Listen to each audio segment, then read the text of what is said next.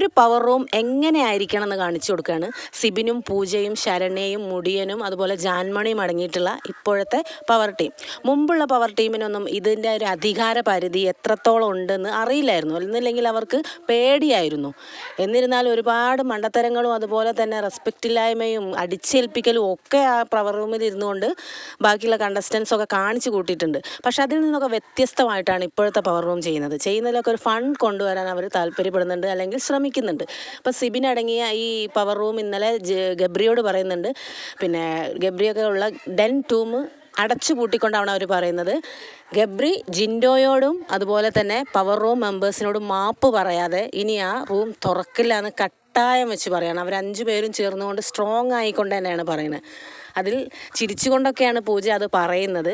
പക്ഷേ ഗബ്രി വിട്ടുകൊടുക്കാൻ തയ്യാറല്ല. ഗബ്രി മാപ്പ് പറയില്ല എന്ന് തന്നെയാണ് പറയുന്നത്. ഇതിപ്പോൾ മാപ്പ് പറയാതെ പവർ റൂം തന്നെ കീഴടങ്ങി തുറന്നു കൊടുക്കേണ്ടി വരുമോ, അതോ ഇതിപ്പോൾ ഇങ്ങനെ പോയാൽ ശരിയാവില്ല എന്ന് വിചാരിച്ചിട്ട് ഗബ്രി മാപ്പ് പറയുമോ എന്ന് കണ്ടു തന്നെ അറിയണം. ഗബ്രിയോട് ഉറപ്പിച്ച് പറഞ്ഞിരിക്കുകയാണ് ഗബ്രി മാപ്പ് പറയാതെ റൂം തുറക്കില്ല എന്ന്. അപ്പോൾ ഇങ്ങനെയൊക്കെയുള്ളൊരു സാധ്യത ഉണ്ട് എന്നുള്ളത് മുമ്പുള്ള പവർ ടീമിനൊന്നും അറിയില്ലായിരുന്നു. അപ്പോൾ ഇനി ഈ ഒരാഴ്ച എന്തൊക്കെ മാറ്റങ്ങൾ അല്ലെങ്കിൽ ഏതൊക്കെ രീതിയിലുള്ള പണിഷ്മെൻറ്റും കാര്യങ്ങളൊക്കെയാണ് കൊണ്ടുവരുന്നതെന്ന് കണ്ടു തന്നെ അറിയണം.